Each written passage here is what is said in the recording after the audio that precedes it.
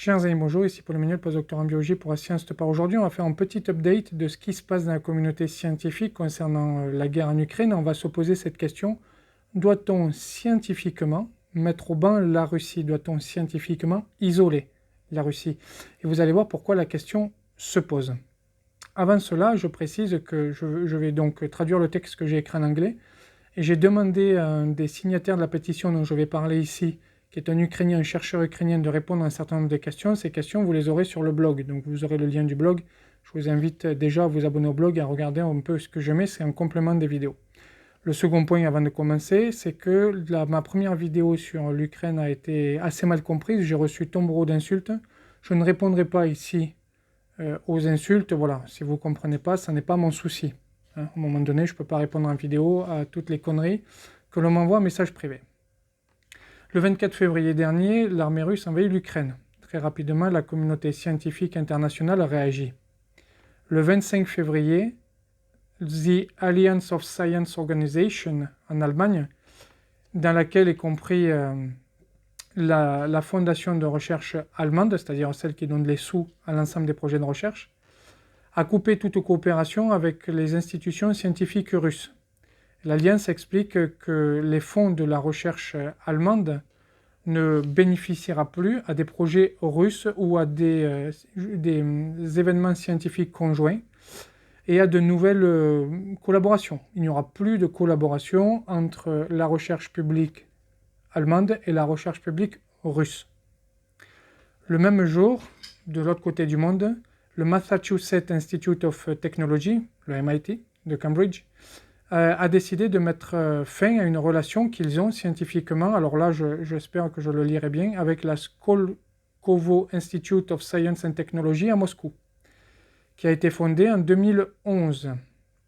L'administration du MIT déclare que c'est avec grand regret qu'ils prennent cette décision, malgré le grand respect qu'ils ont pour le peuple russe. Le jour d'après, The International Mathematical Union, c'est ceux qui donnent la médaille Fields, qui est le prix Nobel des mathématiques, a annulé la 4e conférence annuelle qui devait avoir lieu à Saint-Pétersbourg en juillet. Quelques jours plus tard, le 5 mars, la Commission européenne a annoncé que toute coopération scientifique avec la Russie est coupée. Plus précisément, la Commission va stopper les paiements aux partenaires scientifiques russes, et il n'y aura plus de projet commun entre la Russie et les organisations européennes dans le cadre de Horizon Project. Donc c'est Horizon 2020 ou 2030. Et les prédécesseurs, donc Horizon 2020.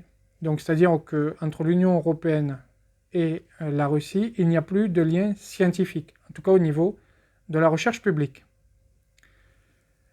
Suivant cette décision donc, de l'Union européenne, la France, l'Italie et les Pays-Bas ont décidé de stopper leur collaboration scientifique avec la Russie. À l'opposé de ces décisions, donc de couper les ponts avec la Russie, d'autres organisations scientifiques ont refusé de stopper les collaborations. Par exemple, le 1er mars, The International Astronomical Union a rejeté une pétition d'astronomes ukrainiens qui demandait de mettre au ban les astronautes russes. Dans un texte, le président de cette union, Debra Elmegrin, a écrit « On ne peut pas le faire. That would definitely be making a political statement which the EIU cannot do. » En gros, c'est une décision politique et on ne peut pas prendre cette décision politique. Elle explique que son organisation, donc International Astronomical Union, a été fondée juste après la Première Guerre mondiale dans le but d'avoir des collaborations scientifiques et donc de faire la paix par la collaboration scientifique, et qu'ils ne veulent pas mettre au ban des astronautes russes simplement pour les décisions de leur gouvernement, les décisions guerrières de leur gouvernement.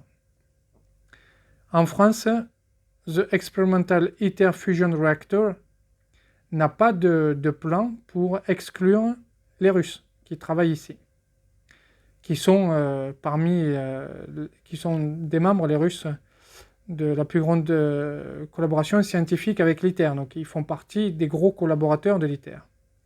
Laban Koblentz, qui est le porte-parole de l'ITER, explique que l'ITER est un enfant de la guerre froide et il est non aligné, il est neutre. C'est ma position, soit en passant. Neutre dans le conflit, en tout cas politique. Bien sûr, nous sommes tous opposés à la guerre, à la barbarie qui a lieu aujourd'hui. Nous sommes bien sûr opposés à l'invasion de la Russie, de l'armée russe, de l'Ukraine. Mais nous ne prenons pas part au conflit. C'est ce que dit le président de l'ITER. C'est le fruit de la guerre froide, donc ils ne prennent pas part au conflit. Le CERN a aussi une position difficile. Historiquement, le CERN n'a jamais exclu les Russes au moment de l'Union soviétique, lorsque l'Union soviétique a envahi la Tchécoslovaquie en 1968 ou l'Afghanistan en 1979. John Ellis, qui est un physicien théoriste, qui a travaillé au CERN pendant 40 ans, explique ceci. L'une des mottos, c'est-à-dire l'un des slogans du CERN, c'est « la science pour la paix ». C'est exactement ce que je vous ai expliqué dans ma dernière vidéo, la science pour la paix.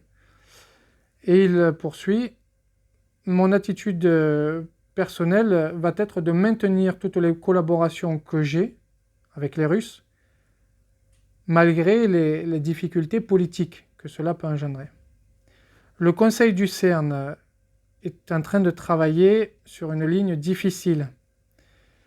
Dans la session spéciale du 8 mars, les représentants ont voté pour suspendre les observateurs, le statut d'observateur pour les Russes. Et donc ils ont supprimé ces observateurs des délibérations du Conseil. Cependant, ils n'ont pas exclu le millier de Russes qui travaillent directement ou indirectement avec le CERN. Quant à l'Union de l'Angleterre, l'Union Jack, UK, les universités anglaises ont indiqué ceci. Les membres doivent choisir eux-mêmes s'ils veulent continuer leur collaboration avec les Russes, c'est-à-dire chaque groupe, chaque laboratoire doit choisir ou pas s'il veut continuer sa collaboration avec les Russes. C'est-à-dire que les universités anglaises ne prennent pas position non plus. Pour compléter cette image un petit peu de la recherche dans le monde, je dois mentionner que le Network Scholar at Risk a pris cette décision pour aider les chercheurs ukrainiens.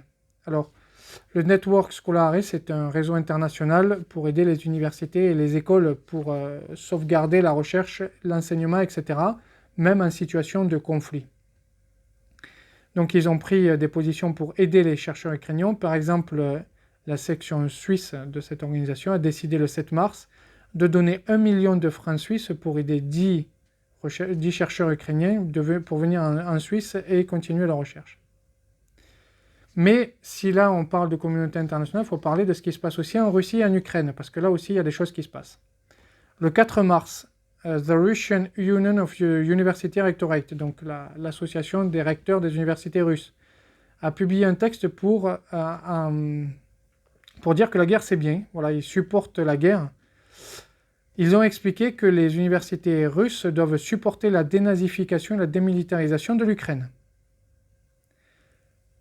Alors, en date du 18 mars, quand j'ai regardé, puisque j'ai demandé l'interview à notre cher Ukrainien le 18 mars, et je lui ai dit jusqu'au 6 avril pour répondre, donc vous aurez l'interview après le 6 avril, 6000 personnels universitaires, donc beaucoup de professeurs notamment et de recteurs d'université, avaient signé cette pétition pour supporter la guerre. Ils indiquent que cette guerre va permettre de la sécurité en Russie.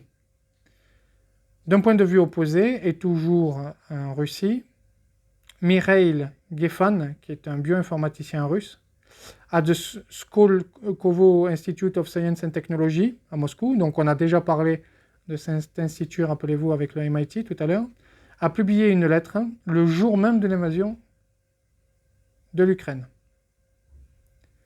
Dans cette lettre, il explique qu'il n'y a pas de raison pour que la Russie envahisse l'Ukraine, que lui s'oppose personnellement à cette invasion, que pour lui, la Russie est le seul responsable de cette guerre terrible et des morts qui viennent. Il demande d'arrêter immédiatement cette guerre et de signer la paix. Alors, en date du 18 mars, il a été signé par 8000 universitaires. Donc on voit 6000 d'un côté, 8000 de l'autre, la même date.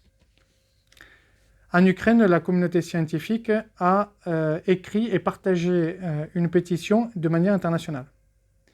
Il demande un certain nombre de choses à la communauté scientifique internationale. Par exemple, il demande de bloquer toutes les bases métriques de scientométrique, donc c'est ce qui permet, si vous voulez, de faire les H-index, les impact factors, etc., pour tous les publishers russes. Donc tous les publishers russes ne doivent plus avoir accès à ces bases et ne doivent plus être considérés dans ces bases. Donc on tue un peu les publishers russes. Il demande à ce que l'Union européenne coupe tous les grants pour les chercheurs russes et les autres partenaires russes. On a vu que c'est ce qu'a fait l'Europe. Il demande qu'il n'y ait plus de lien entre les chercheurs, les étudiants et les institutions de la Fédération de Russie avec des programmes de mobilité académiques internationaux. C'est-à-dire qu'ils disent que les chercheurs russes doivent rester au pays, ne peuvent plus avoir des bourses pour partir à l'étranger, y compris les étudiants. Il demande un boycott de tous les événements scientifiques qui pourraient se passer sur la The Russian Federation. D'accord ? Il demande un boycott de tout ce qui peut se passer au niveau des conférences, symposiums, etc. en Russie. Donc il demande en fait le boycott des chercheurs russes dans des conférences internationales si ça se passe en dehors de Russie. C'est interdire au fait aux chercheurs russes d'aller dans des conférences internationales, mais aussi aux chercheurs étrangers d'aller dans des conférences internationales en Russie. Et c'est ce qu'a fait l'Académie de mathématiques qui a supprimé leur congrès annuel qui devait avoir lieu à Saint-Pétersbourg. Il demande de suspendre tous les index des papiers russes. Donc là, on est toujours dans Scientometry Database. Et il demande à ce que plus aucun chercheur russe ne puisse, en tout cas le temps de la guerre, devenir éditeur, co-éditeur, reviewer de publications internationales. En gros, ils veulent que les Russes soient exclus des publications au niveau du reviewing et que les publishers russes ne soient plus indexés. Alors, cette pétition est toujours en train de tourner et Clarivate a décidé le 11 mars de suivre cette pétition. Donc, Clarivate, c'est ceux qui font des metrics, notamment sur les H-index et les impact factors, en disant que tous les publishers russes et biélorusses seraient supprimés de leur base de données. Le temps de la guerre, en tout cas. Okay ? Donc, ils seront exclus de Web of Science. Ensuite, The Journal of Molecular Structure, avec un impact factor de 3,596, ne va plus considérer les manuscrits provenant de Russie ou de chercheurs russes. Alors, il y a écrit by scientist at Russian. Alors, je n'ai pas compris si ça voulait dire de tout chercheur russe ou des manuscrits qui venaient de Russie, mais je vous dis la phrase exacte, scientist at Russian. Voilà. Donc là, je n'ai pas bien compris, c'était voilà, juste tous les Russes, même ceux qui travaillent aux États-Unis, ou alors des manuscrits venant de Russie. Je pense que c'est plutôt les manuscrits venant de Russie. Mais en gros, eux ne vont plus les considérer. Ça va être rejeté immédiatement. Très bien. Science et Nature ont refusé cette position. Dans un édito publié le 10 mars, la direction de Nature a écrit nous, Nature, on va continuer à considérer les manuscrits des chercheurs partout dans le monde. Pourquoi ? Parce qu'il n'y a pas à avoir de boycott, parce que ça serait plus dangereux que bénéfique. Ils indiquent qu'il est important qu'il n'y ait pas de restriction des échanges de connaissances de la communauté scientifique et universitaire, parce que ça impliquerait, alors ils mettent que ça pourrait impliquer des dommages potentiels sur la santé humaine, le bien-être humain et également la planète, parce qu'il y a bien sûr un certain nombre de papiers qui vont parler d'écologie. Le monde doit continuer à générer des connaissances qui vont nous permettre justement de sortir de la crise et d'autres crises en cours comme le changement climatique. La capacité de la communauté scientifique et universitaire à communiquer à travers le monde est fondamentale en sciences et les relations internationales doivent perdurer. Et c'est ce qui a été fait lorsqu'il y a eu des conflits historiques déjà. Donc il est important que la communauté scientifique, c'est ce qu'écrit Nature, continue à collaborer. Je précise également que le 10 mars, Vassili Nebenzia, qui est l'ambassadeur russe aux Nations Unies, a expliqué que la science russe et les chercheurs russes avaient travaillé sur la création d'armes biochimiques en utilisant les chauves-souris, les recherches sur les chauves-souris. Donc pour cet ambassadeur, il y a des armes biochimiques, bioweapons, qui sont créées par la recherche ukrainienne. Voilà où on en est en cette fin mars sur comment la communauté internationale réagit à cette crise ukrainienne. Donc vous voyez que vous avez des gens qui veulent couper toute relation, d'autres qui disent non, des publishers qui disent on va couper les relations, d'autres qui disent non. C'est très complexe, hein. C'est très complexe et moi j'ai envie de garder ce slogan-là, qui est le slogan de l'ITER, la science pour la paix. Et c'est ce que dit Nature aussi, quelque part, que la science permet la paix, c'est ce que je vous ai dit dans la première vidéo.